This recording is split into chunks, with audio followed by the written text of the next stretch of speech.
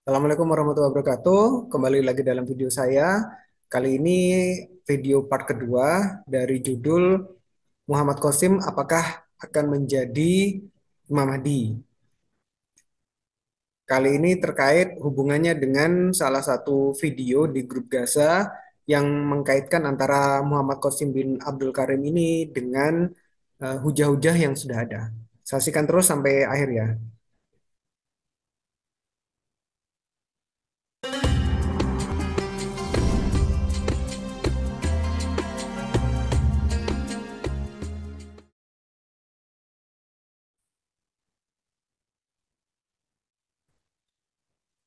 Sebelum kita memulai menyaksikan video ini, ada satu hal yang ingin saya sampaikan terkait dengan video saya yang sebelumnya.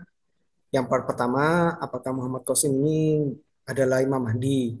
Di situ ada beberapa hal yang belum saya sampaikan. Jadi kesimpulannya kemarin kan satu, namanya Muhammad Qasim itu sesuai dengan hadis. Yang kedua, ciri fisiknya kan sesuai dengan hadis. Yang ketiga, isi mimpinya itu sesuai dengan hadis-hadis akhir zaman. Nah, ada dua hal lagi yang belum saya sampaikan adalah Muhammad Qasim itu sejak memiliki mimpi itu dan sampai menyebarkannya itu sebenarnya tidak tahu terkait hadis-hadis akhir zaman. Begitu mimpi itu disebarkan, ternyata orang lain malah yang tahu ternyata loh ini kan mimpi mimpi-mimpinya ini kejadian di akhir zaman gitu. Muhammad Qasim nggak tahu, jadi begitu waktu menyampaikan nggak tahu tentang hadis-hadis akhir zaman. Terus yang berikutnya adalah ternyata memang Muhammad Qasim itu di wawancaranya beliau ini adalah keturunan dari Nabi Muhammad SAW sesuai dengan hadis ternyata. Jadi waktu Muhammad Qasim masih kecil, pamannya itu suka memberikan informasi kepada anggota keluarganya, mungkin mengingatkan ya bahwa Muhammad Qasim dan sanak familinya itu masih keturunan dari Nabi Muhammad SAW. Jadi kesimpulannya satu fisiknya benar sesuai, namanya sesuai, isi mimpinya sesuai dengan hadis akhir zaman. Yang ketiga, Muhammad Qasim itu juga keturunan dari Nabi Muhammad SAW dan Muhammad Qasim itu tidak tahu hadis-hadis akhir zaman, jadi tidak mengarang gitu isi mimpinya. Kemudian khusus untuk video kali ini kita akan menyaksikan video di grup Gaza terkait hubungan antara Muhammad Qasim dengan ini hadis dan fakta bahwa Muhammad Qasim ini adalah calon Imam Mahdi. Yuk kita saksikan bersama ya.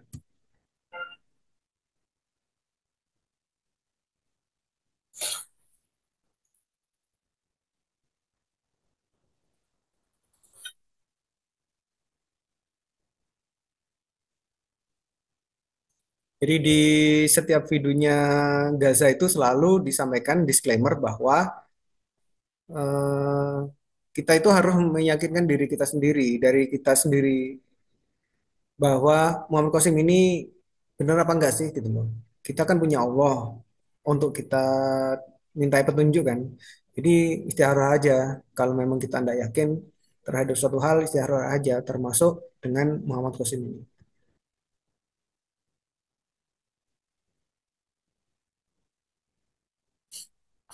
Assalamualaikum warahmatullahi wabarakatuh.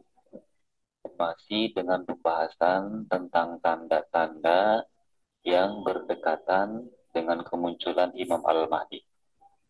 Di dalam kitab Al-Isya'atu li Asyrati Sa'ah, di sini dikatakan ya, wa minha isobatun bi sawal, summa ma'amatun bi dil qa'dah, summa harbun bi dil hijjah. Artinya, wa minha, dan itu sebagian daripada tanda yang berdekatan dengan kemunculan Imam Al-Mahdi, isobatun, adanya huru hara fi sawal di bulan sawal, summa ma'amatun, kemudian pembicaraan perang di dil qa'dah di bulan dul qa'dah, summa harbun, kemudian perang di dil hijjah di bulan haji. Nah, kalau kita melihat sejarah, ini itu sudah terjadi ya, yaitu tentang huru haranya Iran dan Irak. Itu kan dimulai tanggal 5 Syawal ya, tahun 1976 ya. Dan terpecahnya perang antara Iran dan Irak itu ya di bulan haji itu ya, tahun 1980 ya, antara Iran dan Irak itu. Nah, ini sudah terjadi ya teman-teman ya. Kemudian tanda berikutnya setelah itu ya, setelah huru hara itu ya. Wa minha dan itu sebagian daripada tanda yang berdekatan dengan kemunculan Imam Al-Mahdi. Khusuful Komari, adanya gerhana bulan marrotai dua kali. Di syahri Ramadana, di dalam satu bulan Ramadan.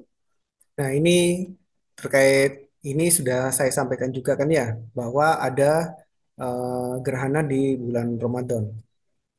Nah ini kalau kita melihat sejarah, ini pun sudah terjadi ya, yaitu setelah perang Iran-Irak itu ya, tahun 1981 ya, pernah terjadi dua kali gerhana bulan ya di dalam satu Ramadan.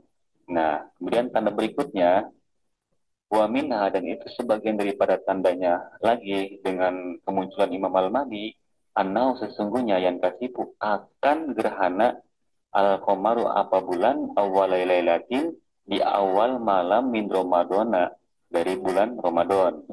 Wasamsu dan gerhana matahari lailatan nisfi di malam pertengahan minhu daripada bulan Ramadan tersebut. Wahadani dan ini dua gerhana bulan dan matahari lam yakuna belum pernah terjadi keduanya mundu khalaqallahu samawati wal ardo semenjak Allah menciptakan langit dan bumi. Artinya gerhana bulan dan matahari di dalam satu Ramadan itu belum pernah terjadi gitu. Nah, ini akan menjadi tanda yang berdekatan dengan kemunculan Imam Al-Mahdi gitu. Dan kalau kita melihat sejarah, ini pun sudah terjadi ya, yaitu pada tahun 1982 itu kan. Berarti kan setelah dua kali gerhana bulan itu ya, wa minha dan itu sebagian daripada tandanya lagi dengan kemunculan Imam Al-Mahdi tulu'un najmin, kemunculan bintang lahu dan mun, yang mana bintang itu mempunyai ekor ya. Nah, ini pun kalau kita melihat sejarah sudah terjadi ya di sebelah timur melintas ke barat bintang yang mempunyai ekor yaitu pada tahun 1986. Kalau kita bahasakan kan komet ya, ini sudah terjadi nih ya. Nah, kalau kita kaitkan dengan yang dialami oleh Said Muhammad Qasim, ya ini kesesuaian ya, ini kan sudah terjadi nih. Tadi kan di dalam kitab kan ini kan tanda-tanda yang berdekatan dengan kemunculan Imam Al-Mahdi. Nah, langsung kita bahas tentang Said Muhammad Qasim ya. Said Muhammad Qasim pada tahun 2014, umur beliau kan 38 tahun. Nah, di situ pertama kali Said Muhammad Qasim diperintahkan diutus oleh Allah Subhanahu wa taala untuk menyebarkan mimpinya ya tahun 2014 itu. Nah, umurnya kan 38 tahun.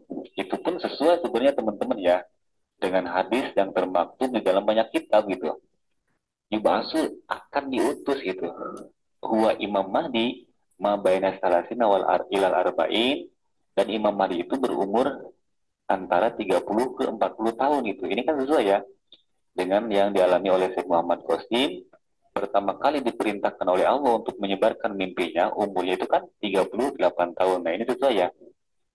Kemudian Syekh Muhammad Qasim kan pernah berhenti ya, pernah berhenti untuk menyebarkan karena kan keluarganya pun tidak percaya. Nah, kemudian kan beliau bermimpi lagi dan menyebarkan lagi. Dan pada tahun 2016 pas umur beliau 40 tahun, nah barulah menyebar mimpinya, menyebar namanya gitu kan ke pelosok-pelosok dunia. Nah, ini pun sesuai dengan hadis ya. Di situ dikatakan di dalam banyak kitab, Yahrujul Mahdiyu wa huwa ibnu arba'ina sana. Yahruju akan keluar siapa Al-Mahdi, Imam Al-Mahdi, dan beliau berumur 40 tahun. Nah, ini kan sesuai ya. Menyebar mimpinya, menyebar mubasyiratnya, menyebar namanya di umur 40 tahun pada tahun 2016. Ini kan sesuai. Kalau kita kaitkan, jadi sebelum keluar mimpinya, menyebar namanya, menyebar mubasyiratnya ke pelosok bumi di umur 40 tahun itu, jadi ada tanda-tanda yang tadi saya bacakan. Itu kan udah terjadi kan? Nah, dan kalau kita teliti lagi, huru hara di bulan Syawal tahun 1976, ini akan sesuai ya dengan tahun kelahirannya Said Muhammad Qasim ya. Barang dengan kejadian huru hara Iran dan Irak itu ya, 1976. Kemudian gerhana bulan dan matahari 1982. Itu pun sesuai dengan pertama kali Said Muhammad Qasim mendapatkan atau bermimpi dengan Allah ya di umur 5 tahun itu kan. Nah, ini kan sesuai juga ya. Nah, begitu teman-teman ya. Jadi saran saya cobalah untuk mengkaji satu persatu ya. Jangan hanya gara-gara bermimpi lalu Anda tidak percaya gitu. Padahal kan mimpi yang baik adalah mubasyirat yang dijanjikan oleh Rasulullah Shallallahu Alaihi Wasallam setelah terputusnya wahyu kan. Nah, cobalah untuk mengkaji dulu, jangan memfonis, jangan suudon dulu ya. Cobalah kita untuk berpikir logis. Dulu di Indonesia kan banyak yang mengaku Imam Mahdi, tapi kan nggak sampai setahun ya, nggak sampai setahun hancur, ditangkap, padahal nggak membawa Allah dan Rasul. Ini Sayyid Muhammad Qasim kan dengan membawa Allah dan Rasul, tetapi sampai sekarang ya, di tahun 2014 disuruh menyebarkan sampai sekarang mimpinya membasirnya semakin meluas, semakin terkenal kan. Nah, karena ya memang udah ini kan udah kehendak Allah kan, memang udah diutus oleh Allah untuk menyebarkan mimpinya gitu. Nah, kira-kira seperti itu teman-teman ya. Wallahu a'lam bishawab. Nah, itu tadi video dari grup Gaza, channel Gaza, yang menghubungkan antara kemunculan Muhammad Qasim itu dengan hujah-hujah yang ada, termasuk terkait dengan ini ya, tahun munculnya beliau. Jadi di video ini dijelaskan Muhammad Qasim itu memang mengalami suatu hal lah istilahnya. Di tahun 1981-82 itu karena ada gerhana, ternyata di tahun itu adalah Muhammad Qasim pertama kali menampilkan dirinya ke media massa untuk menyampaikan mimpi-mimpinya. Tuh. Jadi Bapak Ibu sekalian, teman-teman sekalian, jika masih tidak percaya dengan Muhammad Qasim ini, silakan baca bukunya semua, tapi membacanya dengan hati yang benar-benar lapang ya, seperti gelas kosong, harus siap dengan apa-apa yang akan diterima. Kemudian kalau masih ragu, silakan melakukan istikharah. Lihat juga video-video channel Gaza, mulai dari video-video awal. Itu aja dari saya. Seperti biasa, jangan lupa like, share, dan komen ya. Subscribe juga. Terima kasih. Wassalamualaikum warahmatullahi wabarakatuh.